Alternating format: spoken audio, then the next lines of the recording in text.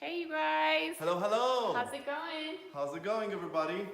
Okay, so we are excited to finally give you the recipe that a lot of you were asking for. A lot of our friends, a lot of our family members. And a lot of people on YouTube, like for Exactly. years and years, we have been asking for a sauerkraut recipe. So that's what we're making today. I'm going to kind of just be the helper and give you a little information because Chris is truly the sauerkraut king. It's such a stupid name that we kind of came up with, but it's actually really true. Yeah, it was. I was actually thinking to make a company to make a sauerkraut, but then the research told me that U.S. market is actually not so much of interested in a sauerkraut. Now some states are very, I think people are aware. more waking up to the fact that sauerkraut it has a lot of health benefits, but it's definitely more popular in Europe. Yes, it is, and it's like to the point, that basically you go anywhere you would like to go in a city, and you have those freestand booths or kiosks with the vegetables and stuff like this, and there's always a sauerkraut there. And it's so good. And it's so good. Now the whole thing about the sauerkraut is that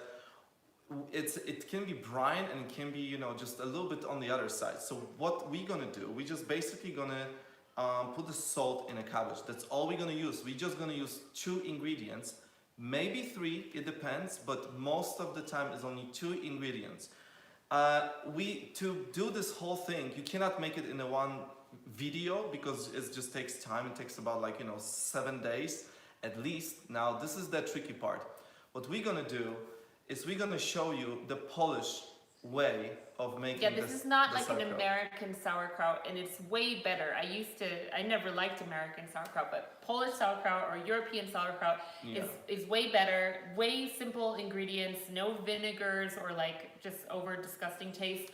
This is super simple, and there's a control in your hands with this too. Because for example, if you're gonna go to stores like Whole Foods, like natural grocers and things like this, you will find the sauerkraut that it's only have a cabbage and salt. Now everybody's making it. However, USDA demands that the sauerkraut needs to be fermenting at least for 15 to 30 days. And this is where the whole trick is, because in Poland, Germany, and a lot of different European countries, what they do is they ferment it at least for 4 to 5 days, depends on the temperature in your house or in a storage, and then you're tasting. You're like, okay, this is a little bit more on the fresh side, or this is more on the sweet side, this is more on the spicy side. I want to extend the fermentation, or you know what, I'm actually good now and I'm going to stop. There's nothing wrong with that because it's already the big fermentation, the main process, it's already started, and the sauerkraut is already fermented. However, there's the 2 minuses of this. One, more you fermenting, more probiotics you have inside of the sauerkraut, which Michelle will tell you in a second all the benefits about it. Less you fermenting, so less days, less fermented the sauerkraut is, less probiotics you will have. However, those probiotics are still, there's millions of them. So we're talking about still a huge amount of the probiotics itself being in a sauerkraut. Absolutely. So I'll give you some facts about probiotics and prebiotics, which maybe you don't know about. I talk about both these things in quite a few of my videos, but I'll give you some condensed information as we go. So let's just get into it and get things started. Right.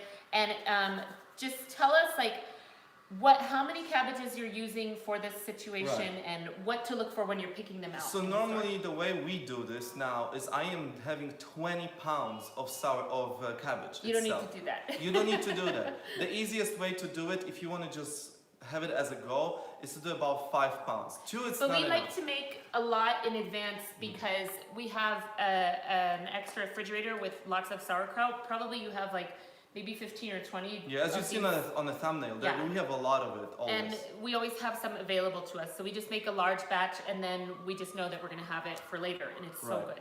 But the way we were starting, to don't waste money, we were starting with small batches just to find out if we can actually make it. The video that Michelle has on her channel, we'll link it down below. Yeah, it's exactly the one that we are using, but now it's a little bit tweaked. So this is actually much better what you're going to see right now. Okay, so let's get started. What we did, I did this in 2 stages. I already have a pre-cut half of the 5 pound, it's about 6 pounds actually of the cabbage that I have. And you want to use organic cabbage, and when you go to the store, try to make sure you get the hardest, whitest, green cabbage that you can. We call it young cabbage Yeah. in Poland. It's just gonna be like not mushy. In fact, I would just take these No, top yeah. leaves So for off, sure, no? you always want to make sure that you're taking off the first leaves. Especially now And with, just toss them. You don't even want to save them. Just toss them. I know it seems like a waste, but you really don't need them. No, so you they're kind of disregard them. just exposed to, everything that you don't want to be having in your mouth Yeah. right now, and you just want to make sure that you get those fresh layers. And you So, see this. Yeah, I'm sorry. okay. You So go this ahead. is nice and white, you can see, and it's hard, it's not, soggy or anything like that. So that's what you want to look for. And then of course, just go to the grocery store, weigh it, make sure you have about 5 or 6 pounds of fresh cabbage. For us, this time, it was 2 large cabbage heads, and that's it. Yeah. Organic, make sure it's organic, it's very important. So now the ratios are. I have it actually written because it was kind of not easy, not hard to remember, but I'm always confused because I have in kilos and in pounds. So I will give you in pounds because it's much easier to remember. Now, the weight of the cabbage, let's say it's 4 pounds and a 4, so 4.4. I'll put this in the description too. Yeah, so you will need 40 grams of salt. So 4. 4 pounds and a 4, 40 grams of salt. Then you have 8.8, then you need 80, and etc. You will go farther. This is where it becomes a little bit on the trickier side. Let's say you have 19 pounds and 84. You will want to use a little bit more salt. So you want to use like 190 grams or 200, and etc. So equivalent of the number pounds, you're doing the grams equivalent of salt. And that's the easiest way to actually think about it. Not half a cup, not quarter cup. This is all pointless. I mean, not pointless. It's just much more difficult. So for the purposes of this recipe, we have how many pounds of cabbage? 6? We have around 6. So I am going to use 60 grams of salt. So the way I'm measuring, I'm having the empty bowl, I'm putting on the weight, on the scale, and I reset the scale, of course, and then I put 60 grams of Himalayan salt. That's what we always use. The Himalayan salt, I think, is the best thing out there. Now, however, like I said, I'm just going to do half of it because the half is already there because we want to show you the process, how I'm putting the Without sauerkraut. making this like an hour long. Yeah, because this would have to take forever. So anyway, Okay. so let's go to it. So you make sure that you cut that the cabbage. The easiest way to do it is cut it in a quarter, and you want to get rid of the core. The core is really hard, however, it's super delicious. We call it guam. If you want to call somebody stupid, you are so dumb, you will call them ty głąbie jeden. The guam. Guam, that's what it is. I don't know, right? So anyway, you're cutting out that core. 4 of them. It doesn't have to be perfect. Like if you're gonna leave a little bit of it, that's fine. So you're disregarding that core, or you want to eat it. I always eat it. I don't like the way it tastes, so I don't eat it. It's delicious. Anyway, so now there's 2 ways to do it. You can chop it by yourself, and you want to make sure that is a little bit of on a thin side. So it's about like, let me show you here. It's about like that thin. Oops, right? Here we go. Or the easiest version of that, you can put it in a chopper. But you don't want to, how you say this in English? Dice it, right? Yeah, you want to make sure it's on the slice mode. So like within this chopper, this is just a cheapy Black & Decker chopper. It's lasted us forever. There's a slicing blade. And so for this one, I'm sure everyone's different. It says slicing here, so that's what I put face and this up. is the one, this is the long one. So you want to make sure that this blade right here, the top one, this little long blade, this is on the top. Yeah. Not the little holes. Or else it'll be grated. Yeah, so you want to make sure it's this one. So if you have this chopper, very similar situation. If you have something else, then obviously, just make sure that it's in the slicing mode. Yeah. Eli's listening to some ambulance stuff, and it's very loud. So I'm going to start to chop this, yeah? Yeah, you can start talking, Okay. talk about the information. Oh, I can talk about the information. Okay, so here's some interesting things about probiotic foods. And probiotic foods, really prebiotic foods and probiotic foods are just really raw fruits and vegetables. And so if you're eating a lot of whole plants in your diet, then you're gonna, get enough of the prebiotic foods and the probiotic foods. When you think of probiotics, a lot of times you think about sauerkraut, kimchi, kombucha, yes, those are all, pickles, any kind of fermented vegetable, those are all probiotics, but you want to make sure for your gut bacteria and good, just gut bacteria in general, especially if you've been on antibiotics or if you've had an intestinal flu of some sort, that you're feeding your body with fiber-rich foods like from raw fruits and vegetables as well as from beans and just plant foods that have a lot of fiber, because probiotics, which are something like sauerkraut, feed on prebiotic foods. So you need to have that mixture of fiber in your diet from real sources of food, and then you also want to have probiotics. It's really interesting to me, and I wanted to highlight this, that supplementing with good bacteria like probiotics, like sauerkraut, it may have immunity boosting effects and help you get over colds faster. So I'm just looking at my notes here. Fewer colds, overall symptoms, and also, very importantly right now, may reduce the overall risk of upper respiratory infection. Very important right now, right? Let's see what else. So the probiotics are the good bacteria themselves, whereas the prebiotics are what the good bacteria feed on in your gut. So the best way to keep this good bacteria going in your body, like I said, is whole plant foods. And when people start a whole foods plant-based diet, a lot of times they complain about, oh my gosh, my stomach is like a bomb in there, and like I'm constipated or I have major diarrhea. Lots of farts. Yeah, so supplementing with a probiotic food is actually a really good thing to do, especially when you're transitioning over to a whole foods plant-based diet. What else do I want to say? Sauerkraut's a great probiotic because the bacteria are actually naturally in the cabbage leaves. So like he said, whether you ferment for longer or shorter, you're still getting a good amount of probiotics in your sauerkraut. And just have raw fruits and vegetables, rice, beans, all those things are going to help you out. Okay, yeah, and the thing is that, Liz, I am not an expert in this. However, I read a lot, and there's a lot of different ways of sauerkraut. It's the same as like with a holding knife or chopping and stuff like this. Everybody has their own way, and everybody's way is the best. Yeah, this is different. Mine is the best, okay? And actually, it is the best. Okay, let's do this. All right, so we're gonna be loud just for a second. I'll try to be as quick as I can be. Here we go. Never mind.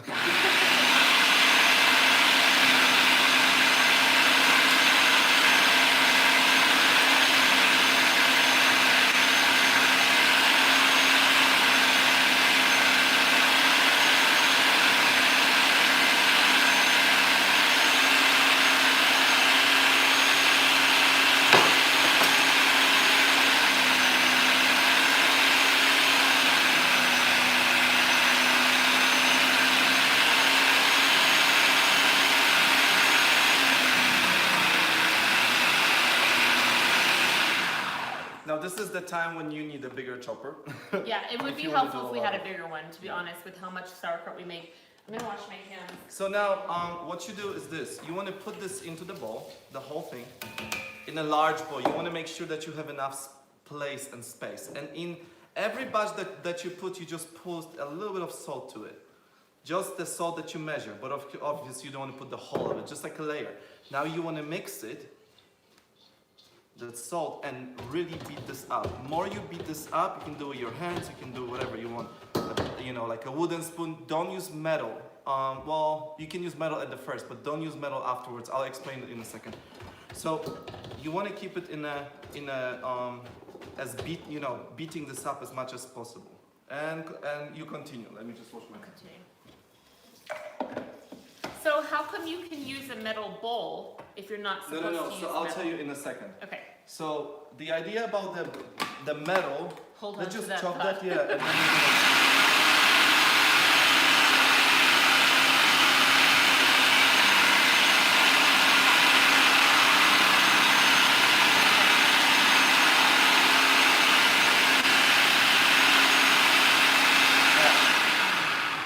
and that's why we want to do like half because this is this is to you probably like annoying. That's yeah, it's very loud. So we just want to make it as fast as we can. Here we go. So okay, when you start, it's okay to use the metal. However, when you start the fermentation process, so when you already put this whole thing in a jar and the fermentation process starts, this is where the metal is not acceptable by probiotics. They're getting destroyed, supposedly. I don't know because I'm not like a scientist. But what I read, the metal causes the probiotic to basically die or whatever. It happens to them. Very interesting stuff. So I would do research on your own if you want to read more about this stuff. However, so that's why you use the wooden spoon or extremely clean hands. Now, talking about clean, everything needs to be super, super clean and sanitized. So, including of course the sauerkraut, the cabbage itself, but the jars that we're gonna put inside, it has to be boiled, right? Like with the hot boiled water. So you want to clean it up with the soap, wash it off like you would normally do, or put it into the dishwasher if you can, and then... Then we boil water just like in a water kettle, and then pour, make sure you get all the insides, like the walls of the jar, and then just pour it out so that it's been properly sanitized. In fact, one of like the main comments I got on that old sauerkraut video is that people were getting mold on their sauerkraut, and I actually think it's really important that you make sure that you sanitize with boiling water. I feel like that's a big key to keeping everything non-bad bacteria. Now here is where the Polish recipe with US recipe is getting different. Polish people still use this what USDA says. However, I know from the experience of older people in their houses and stuff like this, from the older recipes, that this what I'm gonna do now, it's actually a little bit better, and it might confuse a little bit of, like some of you. So, you put this in a jar, which what we're gonna do in a second. You wanna beat this up. More beating you get from the cabbage, more sauce, more water. Yeah, it just produces more water out of the vegetable. Right. Now, most of the fungus comes when? There's three ways. When there's the air in between the cabbage, so that's why you want to beat this up. And you have to, like, when he says beat it up, you need to like actually beat it down. Beat it down, sorry, yeah. Beat it up. But, I mean, you beat it up like you're hitting something. But you beat it down. Yeah. Welcome to my English gravity. So you're beating this down, and then basically you want to avoid any kind of air bubble, not bubbles, air like pockets. So that's why it has to be really condensed. Yeah, so you do two things. You're beating up to get more juice, and you're beating up to get rid of the air pockets. Now, you want to make sure that the cabbage is covered with the juice itself. Now, this is the tricky part. I'm going to do an experiment. I've never done this. So I'm going to do one jar the way I do, and the other jar I'll do what a lot of people recommend, including health departments and things like that. What they do is they basically, if the cabbage is not covered with the water, you want to add a boiled water, or in Poland they say cold, with a half a teaspoon of salt per cup. So it's not a lot. Do it your way. I know, but I want to try it too. So whenever we're gonna meet up in a week. Yeah, when we come back on next Monday and do another recipe with you guys, we'll show you the final results of this, because obviously we need to wait like a week. So let's pack this thing into the jar. So I've already boiled this giant jar, and if you don't have something so big, just put it into a couple jars. It just means you're gonna have to, do the beating and the compressing a couple times instead. And all you do is just putting inside that cabbage. Now again, bigger jar, like bigger lid is better, because then you can actually, like squeeze it and pluck it in much easier. And it's really cold on your hands, but you want to do this with your hands because it really does provide the best force, as opposed to just a spoon. Yeah, you can use the spoon, but it's just really just do it with clean hands. It's going to be easier. And a lot of videos, a lot of people you'll see, they will do this with the clean hands.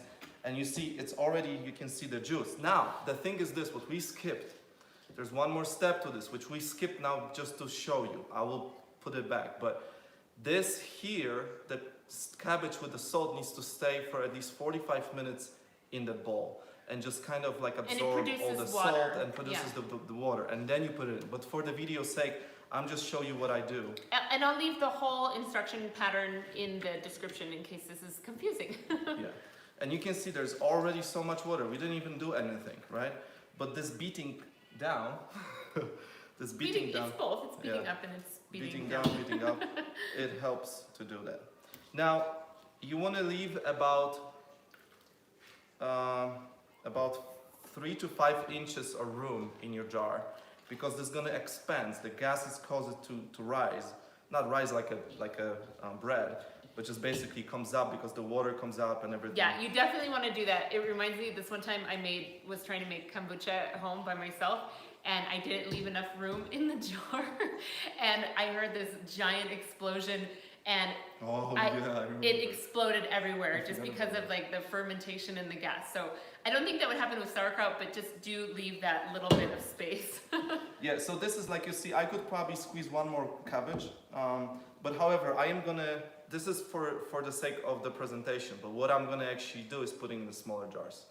Later on, when you're gonna separate this into two so you can try that. Try the water thing, yeah. But normally what you will do, you do that, and then, let me just get a cover.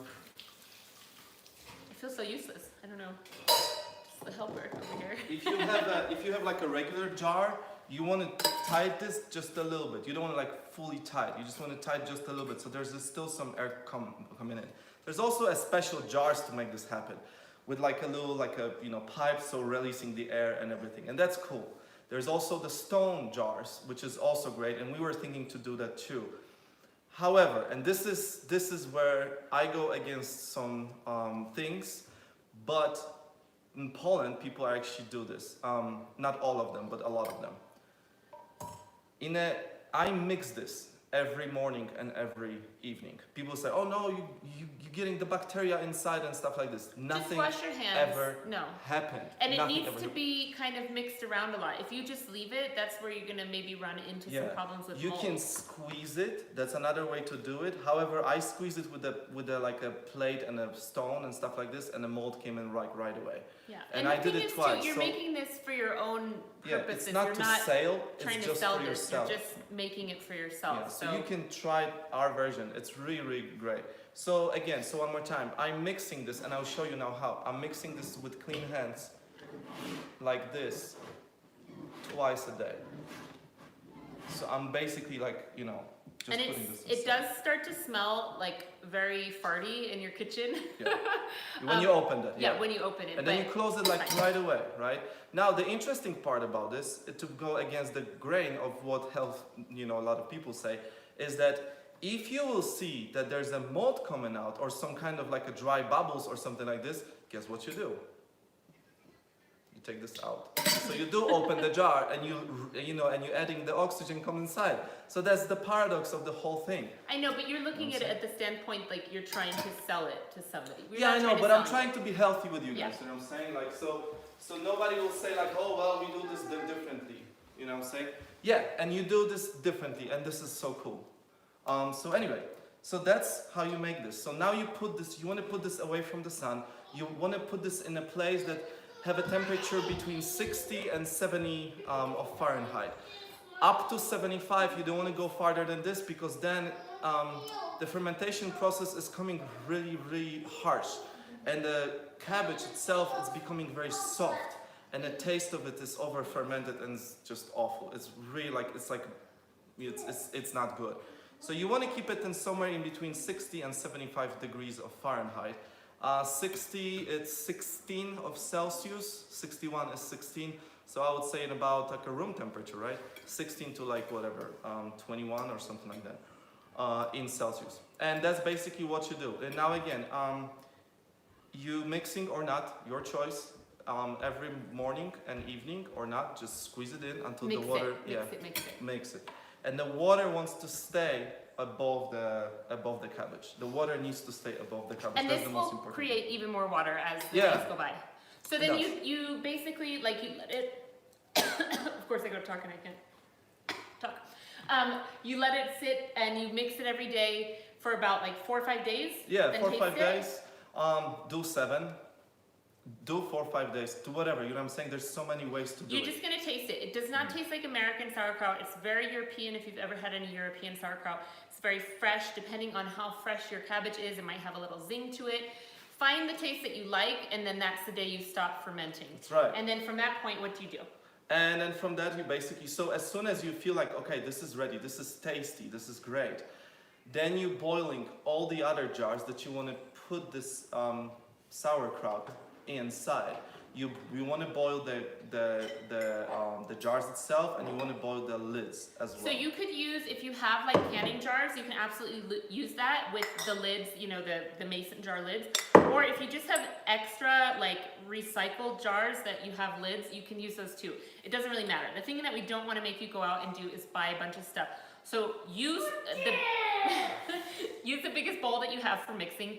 Use a chopper if you have it, or just chop it by hand. Use whatever kind of jar you can to ferment it, and then use whatever jars you have to bottle it. Just make sure you keep it sanitized and boiled. Yeah, so that's basically it, and all the directions we will leave in the description box, so you can actually enjoy that too. But that's basically it. So don't forget that other step that I just missed, which is this has to stay here for 40 minutes to up to 2 hours. I'll write it in the description. Yeah, and there's the water and stuff like that coming out. Yeah, so and that's it. That's how you make it. I mean, I'm pretending I'm the expert here. You're the but expert. the cleanness of everything is the most important key to don't get any mold and problems with the the stuff. And salt, the right amount of salt. It cannot just be, oh, I'm just gonna put salt. That salt measuring is a really It's very important, because when it's been off, or like when you've been testing your theory, it's like you gotta just throw the whole thing away. Or it's over salted and you don't like that either.